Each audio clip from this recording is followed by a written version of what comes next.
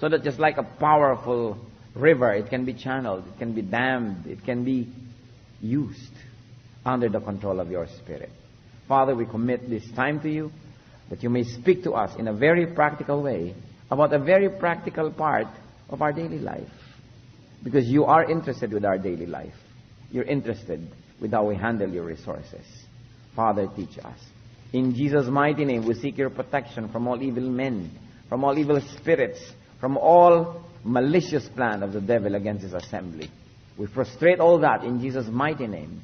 We hide in the shadow of your love and ask you, Father, speak to us powerfully from your heart, through our hearts, O Lord. May you do your will. In Jesus' mighty name we pray. 5 things to remember about money. Number 1, that money is to be earned. That money or its equivalent is to be had. Why? Because money is a shelter. Money gives protection. According to Ecclesiastes chapter 7, verse 12, money is a shelter. Ito isang uri ng kanlungan. Shelter from needs, shelter from a lot of insecurity, shelter from our wants. That money is a shelter. Therefore, what can we learn about that? We should make money. We should make honest money. This honest money disappears bit by bit. Clean money grows and grows. Proverbs 13 verse 11, dishonest money dwindles away, but he who gathers money little by little makes it grow.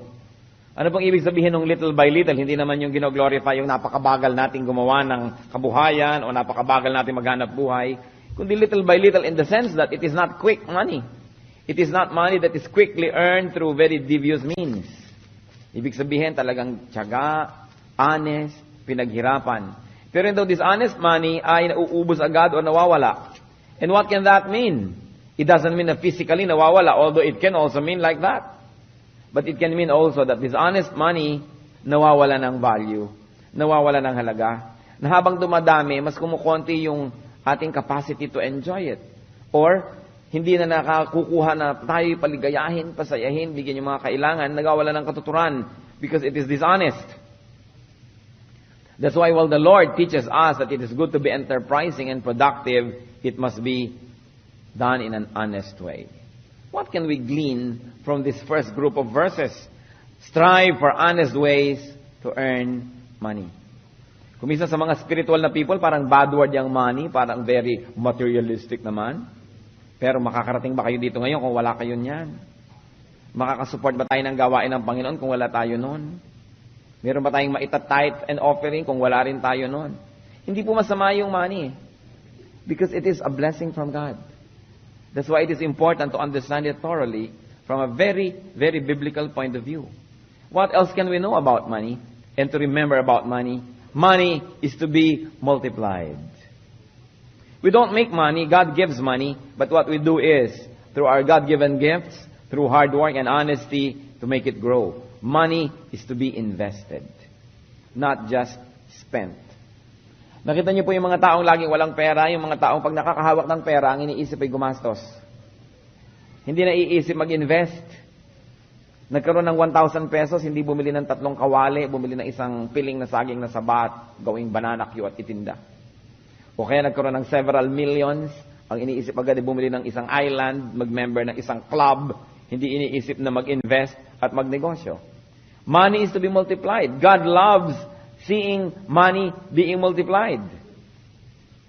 Kaya sa isa pong parable na binigay ng Panginoon tungkol sa money, sometimes called talents, because it is a measure, it's a financial measure. Meron po siyang binigyan ng maraming talent, may binigyan ng konti, may binigyan ng maliit lamang, pero inaasahan niya na ayon sa kakayahan at ayon sa ibinigay niya, mapaparami. Matthew 25 verse 16, the man who received the 5 talents went at once and put his money to work and gained 5 more. So hindi lang niya ginastos yung pera, pinagtrabaho niya yung pera. Ininvest, pinuhunan, pinalago, at naging times 5. At yun pong binigyan ng Panginoon ng konting-konti lamang. Konti na nga yung ibinigay, hindi pa pinarami, binaon lang sa lupa. Hindi natuwa ang Panginoon. Sa Matthew 25:27, sabi niya doon sa nangangatwiran, ay ang liit-liit naman na binigyan niyo sa akin, lubog ko na lang sa lupa, o eto na uli. Well then, sabi nung character in the parable representing God, you should have put my money on deposit with the bankers, so that when I returned, I would have received it back with interest.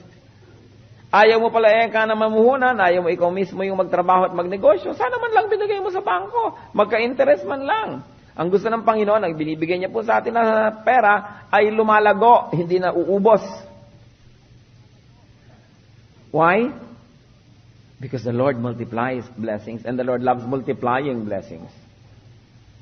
And what else should we do? That we should not only make money, but we should make more money than we need. Why? Because surplus money is to be made for sharing. Hindi sapat na tayo lamang making money, we should make surplus money. Lampas sa ating pangangailangan. Ephesians 4:28. One of the teachings of Paul concerning Christians, sabi ko, kailangan maiba na yung style nyo. O yung hindi nagtatrabaho, magtrabaho. Yung nagtatrabaho, mas magtrabaho pa. He who has been stealing must steal no longer, but must work, doing something useful with his own hands, that he may have something to share with those in need. So you see, the teaching is that you should not only work so that you will have something for your needs, but you should produce more than you need so that there's a surplus and you will have something to give away for those who are in need. So ang Panginoon po na nagbibigay sa atin ng blessing, syempre ibinibigay niya yan una para gamitin natin, para tayo mag-enjoy, para tayo magkaroon ng mga provisions. Pero lampas doon, gusto niya marunong tayong mag-invest. Napaparami natin, at hindi tayo sapat na kumita na. Makikita mo kumisan, bakit ba itong taxi driver na ito nasa ilalim ng puno, yung taxi nakataas ang paa doon sa bintana at natutulog na? Bakit ka natutulog? Naka-boundary na ako.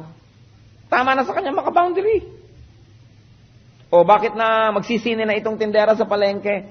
Kinita ko na yung pambayad ko sa pwesto ngayong araw na to. O bakit ito naman ay ayaw na magtrabaho? Tama na yung kinita niya ngayon. O magiinuman na tayo, enjoyin na natin. Sabi ng Panginoon, kailangan kumita ka ng higit sa kailangan mo para pag may nangangailangan, may maibigay ka. Hindi lang yung sapat para sa'yo. It is important. What else do we need to know and remember about money? That money is to be made so that we can offer it to God. The Lord likes to see His blessings going back to Him in ways of our offerings, our tithes. Gusto niya yon. Isa po yan na pagkilala sa kanyang pagiging king over our lives. Kaya po major crime yung tax evasion eh. In fact, yung very infamous na criminal sa Amerika, si Al Capone, noong 1920s. Ano po, hindi siya mahuli kasi malinis siyang gumawa ng krimen. So hinuli na lang siya at nakulong siya dahil sa kaso ng tax evasion. Why? Because it is treachery to the state not to pay your tax. Kaya nga si Lapu-Lapu nakipaglaban kay Magellan, ayaw niya magbigay ng tribute. Kasi kahit maliit na barya lang, ba't siya magbibigay ng tribute to Magellan? Ibibigay sa King of Spain. Ibig sabihin, kinikilala niyang hari niya, yung hari ng Espanya. So sabi niya, hindi ako magbibigay. Kaya po yung pagbibigay natin ng tithes, ng offering, yan ay pagkilala na ang Diyos ang ating hari. That's why we give our tribute. We pay our tax. It's not only for practical use that the church needs those things para ma-finance ang ginagawa ng church ni Lord, kundi it is also our personal gesture of submission to the kingship of God in our lives. Kaya nagbabayad ng buwis. Meron bang kaharian na hindi ka nagbabayad ng buwis? Meron ba mga gobyerno na hindi ka nagbabayad ng buwis? Meron nga hindi gobyerno na naniningil ng buwis. Di ba? Dadaan ka lang, hihingan ka ng tong. Kailangan magbayad ka sa akin dito dahil teritoryo ko to. Yung Diyos pa ang hindi natin bibigyan ng ating buwis. Kaya po kahit itong isang babaeng balo na mahirap, lahat na ng kanyang kakonti-konti ang pera, although it's not konti to her, it's her everything ibinigay niya. Kala niyo ba pinigil ni Lord? Sabi mo, kawawa ka naman, huwag ka na magbigay kasi mahirap ka naman, yung mayayaman na lang magbigay. It's not like that. Mark 12 verses 41 to 44. Jesus sat down opposite the place where the offerings were being put and watched the crowd putting their money into the temple treasury. Many rich people threw in large amounts. Siguro paglaglag ng mga barya nila, bang, bang, bang, bang, ang bibigat ng mga barya. Mga gold and silver. But a poor widow came and put in 2 very small copper coins. Sabi siguro ng sound, click. Worth only a fraction of a penny. It was not even worth a penny. It's worth a fraction of a penny. Calling his disciples to him, Jesus said, look at that woman. I tell you the truth. This poor widow has put more into the treasury than all the others. As for the others, they all gave out of their wealth. But she, out of her poverty, put in everything. All she had to live on, she put in the collection. Pinigil ba siya ni Lord? Kawawa ka naman, wag na, be practical. Ang liit-liit na bagay naman, baliwala rin yan, maliit na halaga. Hayaan mo lang yung mayayaman na mag-donate. Sabi ni Lord, yung babaeng yan ang pinakamalaki binigay. Ang binibilang pala ni Lord, pag nagbibigay tayo, hindi yung amount ng binigay, yung amount ng natira pagkabigay mo. Sabi niya, sa kanya walang natira, she gave the most.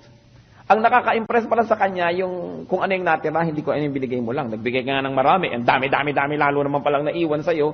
Sabi ni Lord, hindi naman nakaka-impression. So, it should be one of our motivations, brothers and sisters, to make wealth, to make money, so that our needs are met. Hindi tayo pabigat sa iba. Second, sobra yung ating ginagawa na napoproduce para makatulong doon sa mga may sakit, sa mga matatanda, sa mga bata, sa mga talagang hindi kayang tulungan ng sarili nila. At pangatlo, which is really the most sublime, para tayo may mai-offer sa Lord. Because the Lord loves offerings. Punong-puno ng teachings ang offerings all over Scripture. Dahil pagkilala yon na sa Kanya nanggagaling lahat ng mabubuting bagay, kaya hindi tayo nagkakait na ibalik sa Kanya yung mga portions na yon. Kinikilala natin na tayo ay nagkakaroon lamang at may tinatamasa, meron tayong mga na-enjoy only because of God's grace. Gano'ng karami sa atin ang merong motivation na, I will be productive, I will work hard, I will produce a lot, so that I will not only meet my needs, but also I can help others, and so that I can also make great, dramatic, grand offerings, so that the work of the Lord may advance on earth. It is a good motivation. Something to be understood about money. And yet there's a fourth item that we must all review and remember about money, that money should be enjoyed. Kaya nga inimbento yan para tayo mag-enjoy. O imbes may dala kayong isang sakong kamoting kahoy, papalitan nyo yung binibili nyong isang panyo. O di dala-dala ng pera, magaan. Diba? Pampa-enjoy, pampaginhawa. Dumadali ang buhay, hindi dala-dala mo isang tambak na paninda at barter ng barter. It must be enjoyed, not only in the handling, but more importantly in what it buys for us. So money should be spent on what truly satisfies. Money should be spent on what is important. Isaiah 55, verse 2. Why spend money on what is not bread, and your labor on what does not satisfy? Listen to me, and eat what is good, and your soul will delight in the richest of fare. So sabi, why spend money on what is not bread? Natatandaan ko po ang lola ko, nanay ng nanay ko, tawag namin Ima. Sa Bulacan, we call her Ima. Natatandaan ko minsan, merong lumapit sa amin sa isang public place, nagtitinda ng chiclet. Sabi ng lola ko, nakakabusog ba yan? Hiyang-hiya ako doon sa nagtitinda sa kumbira mo si Ima, hindi na lang bibili, tinatanong pa yun. Sabihin na lang sana niyang, no thank you. Sabi niya, nakakabusog ba yan? Hindi po. Hindi ko bibilin. Hindi nakakabusog. Sabi niya. So, by biblical pala. Isaiah 55 verse 2. Why spend money on what is not bread? In other words, on what is not nakakabusog, what is not nakakasatisfy, what is not good for you. Ano po mga pinagbibili niyo mga kapatid? Nakakasatisfy ba? Kung minsan man marami tayong binibili, hindi nakakasatisfy. Bakit mo binili ang isang katerbang tasa? Sale. Sale nga, pero magagamit mo ba? Sale eh. How can you say no to a sale?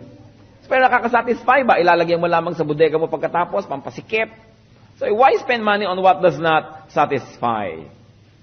That's why money is useless in the hands of a fool. Baka akala nyo ako may sabi niyan. Proverbs 17, verse 16. Of what use is money in the hand of a fool? Sabi nga nun.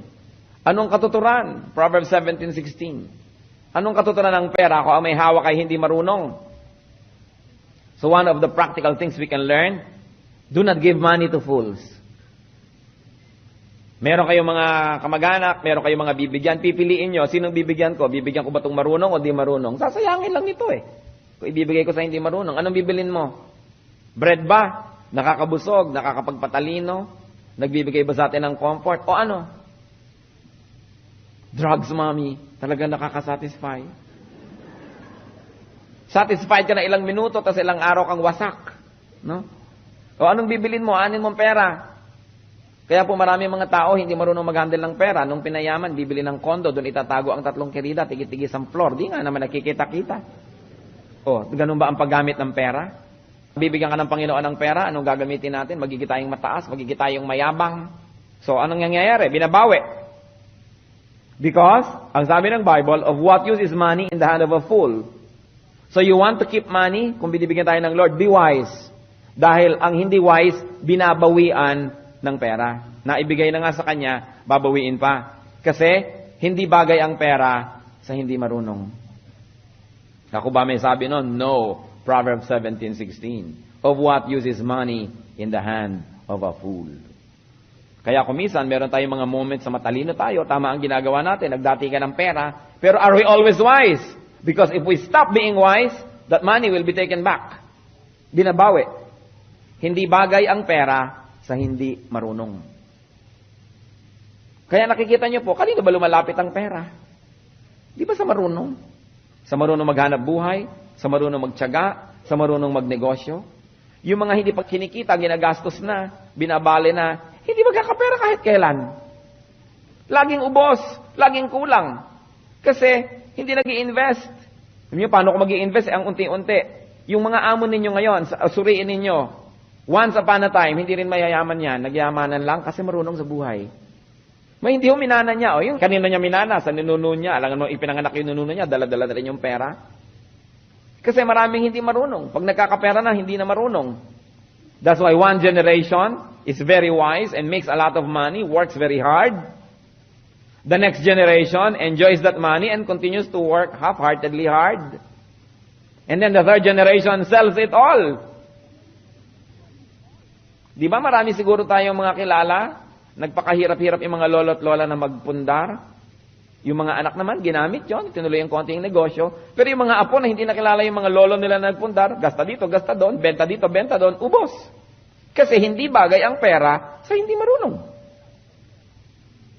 So gusto natin magkapera, kailangan tayong marunong. Nagkapera na tayo, gusto yung i-maintain, continue to be wise. Dahil binabawi. Binabawi. What else can we learn? That money is not to be loved. It is not to be served. Money is not to be served. Ano po ang problema pag sobrang minahal ang pera? Love for money diminishes its value. Pag sobrang mahal ang pera, yung halaga ng pera lumiliit. Bakit? Ecclesiastes 5:10. Whoever loves money never has money enough. Whoever loves wealth is never satisfied with his income. This too is meaningless. More love for money means less mastery of it. Pag mahal na mahal mo ang pera, nagiging amo. At pag naging amo na siya, bumababa na ang kanyang halaga. Kasi hindi na natin siya nagagamit, tayo na ang ginagamit niya. Love for money also gives birth to much evil. 1 Timothy 6:10. For the love of money is the root of all kinds of evil.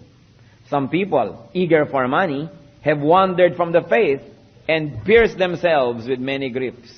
So yun daw mga taong sobrang nagmamahal sa pera, mas minahal ang pera kaysa sa Diyos, kaysa sa kanilang kabanalan, kaysa sa kanilang pagiging espiritual, ay para nilang sinasaksak ng maraming balaraw ang kanilang sariling puso. Marami silang problemang iniimbento, marami silang mga hirap na dinadala na hindi naman dapat nandun. Love for money can drive people away from God. So be free from the love of money.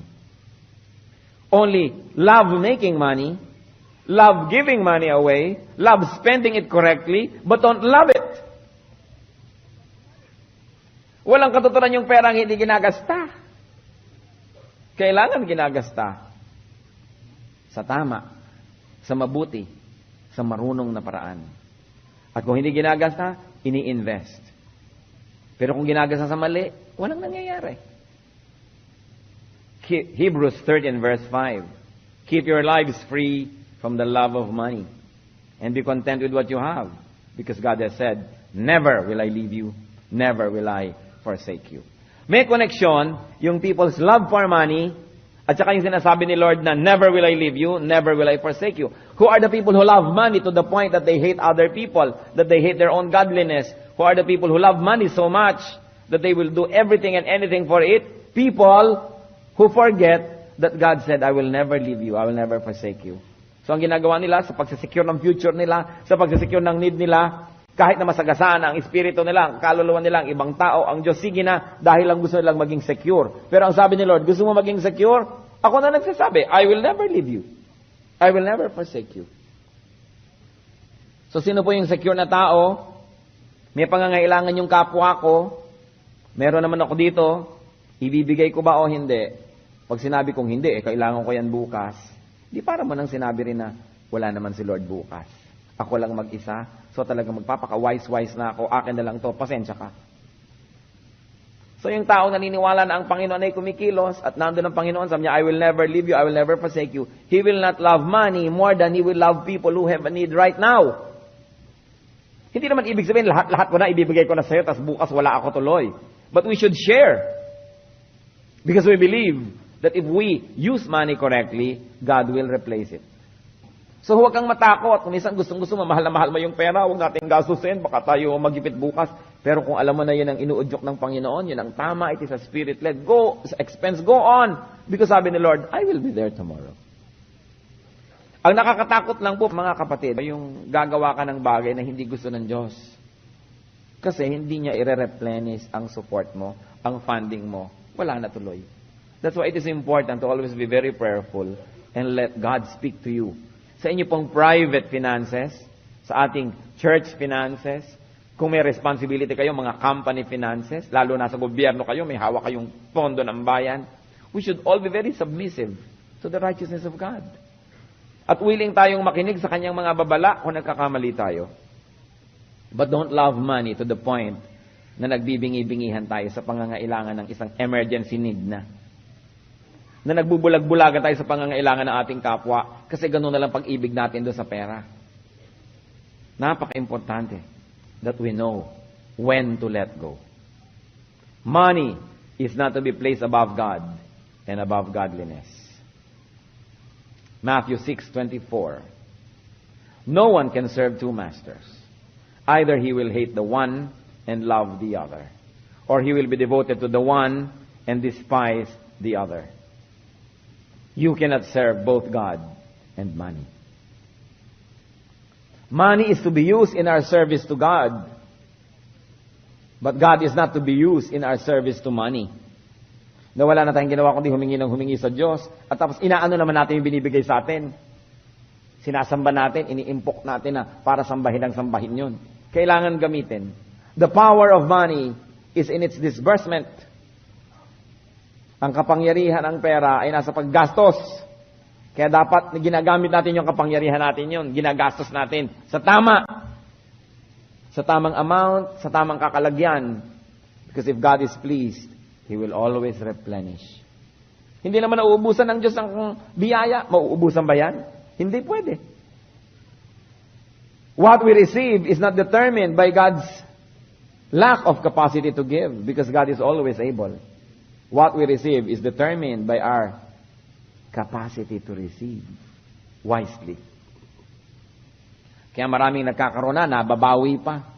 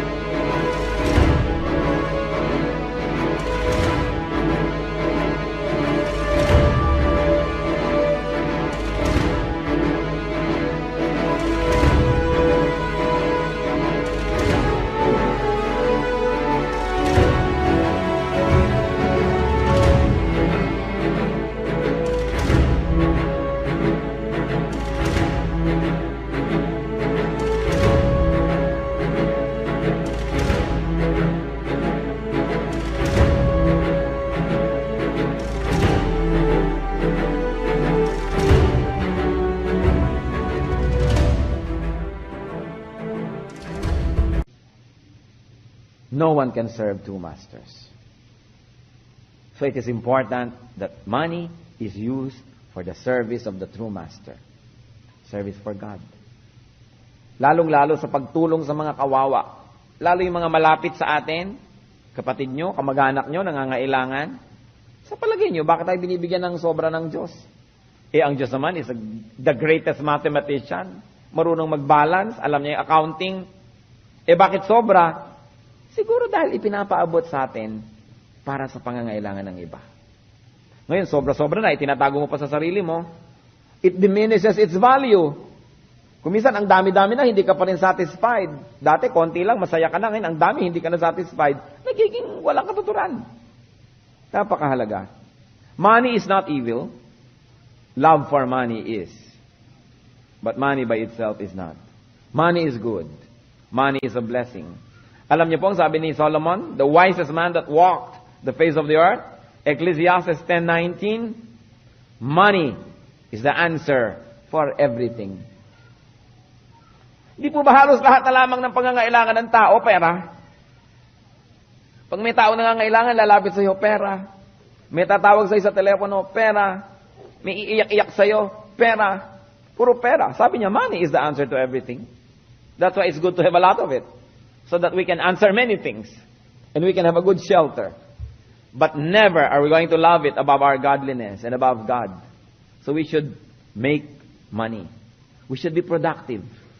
Kuminsan ang bayan natin, kaya tayo naghihirap. O bakit? May isa lang na naghahanap buhay. May 6 na nakaasa. Paano nga naman tayo makakaahon nun? At yung nakaasa na yon, lagi pa nasa mall. May isang kapatid na nagtatrabaho sa Hong Kong, panay ang padala ng drawing ng paa. Siya nga pala, lumaki na ang paa ko. Ba't nga hindi lalaki? Kain ka lang na kain, wala kang ginagawa. Lalaki talaga ang paa mo niyan. Hingi ng hingi dito, hingi ng hingi doon. Siya nga pala, magdedebu ako. Gusto pa may 18 candles, 18 roses. Hindi pa kumikita ni 18 pesos sa buhay. Paggasta ang inaatupag. So, kaya mahirap ang bayan. Because not everybody is making money, but everybody is spending it. We should invest. Be wiser. God loves to give money to trustworthy, to fruitful, and to productive people. But you know what God does to people who are not productive? Yung konting binigay, binabawi pa. Luke 19:26. He replied, I tell you that to everyone who has, more will be given. But as for the one who has nothing, even what he has will be taken away. Minsan nagtataka ka, bakit ba maraming mahirap na lalo humihirap? Dapat natin suriin ang ating sarili. Kuminsan kasalanan ng sistema, kasalanan ng ekonomiya, kasalanan ni governor siguro, ni president. Ang dami-dami mga tao, naghirap mag-ipon ng konti, makabili ng konting lote, nung balikan nila, may nakatira ng iba. Titira ng 10 taon, libre. Pagkatapos, ang papaalisin mo, ikaw pa magbabayad. Palilipatin mo pa sa iba, ibibili mo pa ng ibang lote. So, sa palagay nyo, mabibless kayo ng Diyos kung gano'n ang pamamaraan? Walang katarungan. Hindi excuse na kung mo mahirap ka, agawin mo na yun sa iba. Hindi excuse na kung mo tayo mahirap, ay magiging tayong magnanakaw. We must be honest. We should work hard. And we should not enjoy what we do not work for or what is not rightfully ours. Kaya po yung poverty can become a curse. Pabalik-balik na lang, hindi na makaahon sa hirap. Dapat analyzin, ano bang tinuturo ng Biblia tungkol sa pera? Bakit ang dami-daming pera ng Diyos, tapos ang dami-daming taong walang pera? Dapat din nating isipin, tama ba? Nung nagkapera ba ako, nag-invest ako, o nagpa-party? Ipinang-uutang ko lang ba para mag-party? Sa palagay ba natin, matutuwa ang Diyos ng ganon? Para makapaghanda, mangungutang pa ako? May kaisa-isang nagtatrabaho abroad na kamag-anak, wala nang ginawa kundi sulatan ng sulatan, hinga ng hinga, na parang bumubukal ang pera doon sa pinagtatrabahuhan. Ang sweldo lang naman nun, hindi nagbabago, constant. Naipadala na sa inyo ngayong buwan na ito. Bakit after 1 week, susulatan na naman? Saan siya kukuha? Dapat responsible tayo. Habang maiksi ang kumot, matutong mamaluktot. Yun lamang di pagtiisan. Kailangan paghirapan. Mag-invest. Kahit konti. Paano hindi hihirap ang bayan? Subukan yung umagang-umaga, maglakbay kayo sa lahat ng mga langsangan ng bayan natin. Kwentuhan na ng kwentuhan. Wala pang nangyayari, nagiinuman na. Pag nalasing na pare, ang unang dumaan nakabula sa kasakin natin. My goodness! Paano hindi nga? Titino ang bayan. Kaya kailangan po. Tapos naiinggit ka, bakit yan yumayaman? Bakit yan yumayaman? Minsan nagtatrabaho ka, galit na galit ka doon sa may-ari, ba't may kotse siya, ako wala. Pero ano bang ginagawa niya? Ang aga-aga niya magtrabaho. Ang sisipag nila. Wala tayong inisip kumisa, kundi silipin ang silipin yung naiimpok ng iba. Laging, yung tiya mo, maraming savings yan. Ang trabaho niya, $1 ang sweldo ng asawa. So, uutangan ng uutangan. Kayo ba ang nalulungkot sa pangungulila niya sa kanyang asawa? Hindi naman kayo kasama sa lungkot, tapos kasama kayo sa gastos? Napakahirap kuminsan umasenso sa ating bayan. Umasenso ka lang ng konti, walang ginawa mga kamag-anak ko, kundi pitasan ka ng pitasan, hingan ka ng hingan, hanggang malhila ka na uli pabalik sa lusak. Kasama ka na uli nila. It is important to analyze this. May kinalaman ba dyan ang ating spirituality? Meron. Dapat po tayo magsikap. Ang dapat lang tinutulungan, yung may sakit, yung sobrang bata pa o sobrang matanda na, hindi na makapaghanap buhay. Pero dapat, habang may lakas, gumagawa tayo ng kayamanan, ng pera. Yan ang gusto ng Diyos. Maraming tao hindi nauunawaan. Akala nyo mahirap ako, so dapat ang Diyos, tulungan ako ng tulungan. Alam nyo po yung mga mahirap na kasalanan nila, binabawian pa tulad ng binasa natin sa Luke 19:26. Yung binigyan ni Lord ng konti, kasi konti lang kakayahan niya, di konti lang ang ine-expect ni Lord. Halimbawa, hindi ko naman ine-expect maging bilyonarya ka, pero ine-expect ko man lang, mag-minimum wage ka man lang. Dahil, ano bang ibinibigay sa atin ni Lord? So nyo, kailan naman ako binigyan ng Diyos? Nasaan? Bakit ang kamay nyo ba't paa hindi bigay ng Diyos? Yung karunungan ng isip natin, hindi ba bigay ng Diyos? Yung kakayahan natin na may gawin, kahit man lang magganchilyo ka, o kaya ay magluto ka ng turon, o mag-stock trading ka, kung ano man yun, hindi ba bigay ng Diyos? May ibinibigay ang Diyos sa lahat. That's why God is fair. Kung yung sasabihin God is unfair, may mayaman, may mahirap. Lahat binibigyan ng kakayanan. Pero anong ginagawa natin dyan? We are custodians of these talents that God gives us. God takes even the little money that the lazy, the unenterprising, and the unproductive people have. Kahit konti pa, binabawi pa. So we should make honest money, and we should be wise. Because money is a good shelter. Hindi ko mo spiritual ka ayaw mo na ng mga bagay na yan. Because money must be multiplied. So that we will be in the mode of giving to others, and especially to the work of the Lord. We should offer money to God. We should also enjoy money. Be wise in spending your money in the right things that will really give genuine satisfaction. And then we should share money. And we should not serve money, but we should make money serve us. Especially serve our godly purposes. Kumusta po ang pag-handle natin ng resources natin? Kumusta? Are we making money? We should. Kung may mga panahon na natitigil, nawawalan tayo ng ginagawa, sandali lang dapat yun. Gagawa na naman tayo. Iimbento na naman tayo. Ang dami-dami mga tao, pag binasa nyo ang kasaysayan ng buhay, ang yayaman ngayon, yung pala, walang-wala noon. Nagsikap. God promises to bless those that work hard. But you should not only just work hard, you should work smart. Hindi natutuwa ang Diyos sa pagod na hindi matalino ang ginagamit ng kanyang pagod. Na pagod na, lit-lit din naman ang nangyayari sa buhay. Dapat creative. Nag-iisip tayo. Ito bang ginagawa ko, mahahango ako sa hirap? O hindi? So, palit-palitan ng style. The Lord would like to bless you. And me. The Lord is not selfish. Ang Panginoon hindi mahirap, mayaman siya. Pero natutuwa siya sa mga taong masisipag, marunong, matapat, at bagamat mahilig gumawa ng pera, hindi alitin ng pera at hindi mukhang pera. Mayroong mga tao, ang dami-daming pera, hindi nila alam gamitin. Ipon ng ipon. Pag namatay tuloy, ang daming minamana ng mga pamangkin. There was this particular lady in the US. Hindi naghihitar ng bahay kahit winter. Ang bahay dilim-dilim, ayaw magbukas ng ilaw. Nung namatay, pagkayaman-yaman pala. So napunta lamang kung saan mga charities yung kanyang pera. Ba't di ginamit? Tulad na magaganda yung plato, nasa cabinet, tinitira ng gagamba. Ba't di gamitin? Aanin nyo yung binibigay ng Diyos kung di gagamitin? Kaya karunungan, kalusugan, ginagamit lahat. You know, one thing about God, God is a working God. Pagbukas ng tabing, Act 1, Scene 1 ng Biblia, what kind of God do you see? Isang Diyos na nagtatrabaho. Gumawa ng ganito, gumawa ng ganyan, gumawa ng ganito at ganyan, at sa ikapitong araw na mahinga, para appreciate ang kanyang ginawa. So, kasali sa paggawa, yung appreciation and enjoyment of what we make. Kasama yon. Hindi niyo nakita ang Diyos na nakatiwangwang at nagpapahinga pagbukas ng tabing ng Bible. Nakita natin isang Diyos na gumagawa. At ang Panginoong Diyos ay nagsakatawang tao, bumaba sa lupa, isa pa rin siyang Diyos na gumagawa. Anong ginawa ng Panginoon? Nung wala pa siyang public ministry, carpenter. Meron siyang mga ginawa.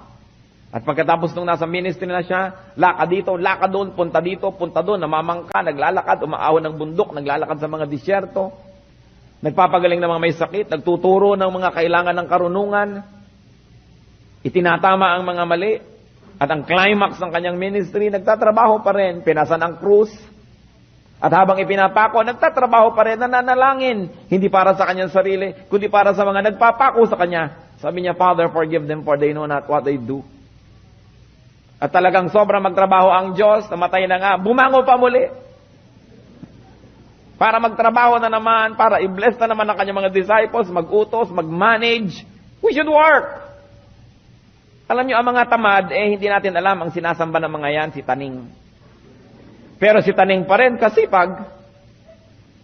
Kung makukuha lang natin kahit 1/4 ng sipag ng mga dyablo, yayaman tayong lahat.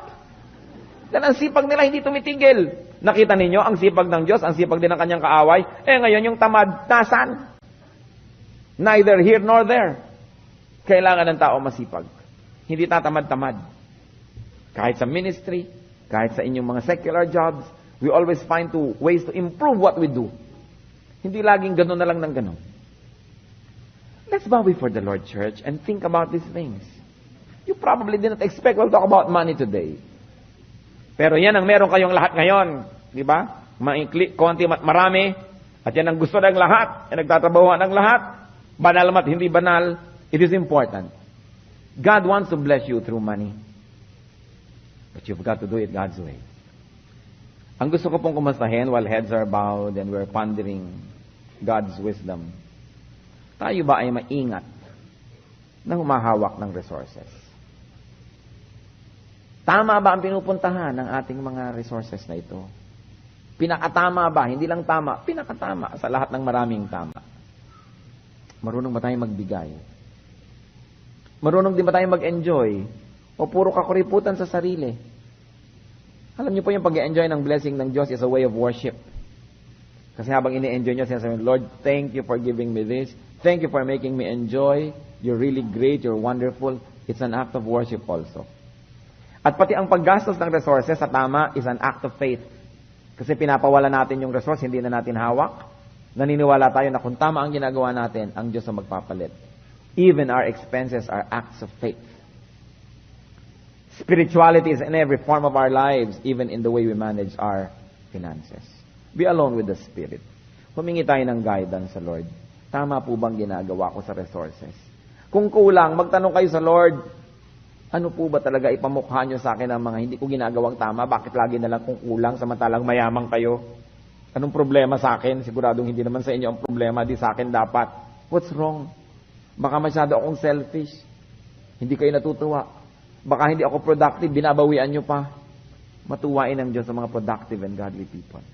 Be alone with the Lord.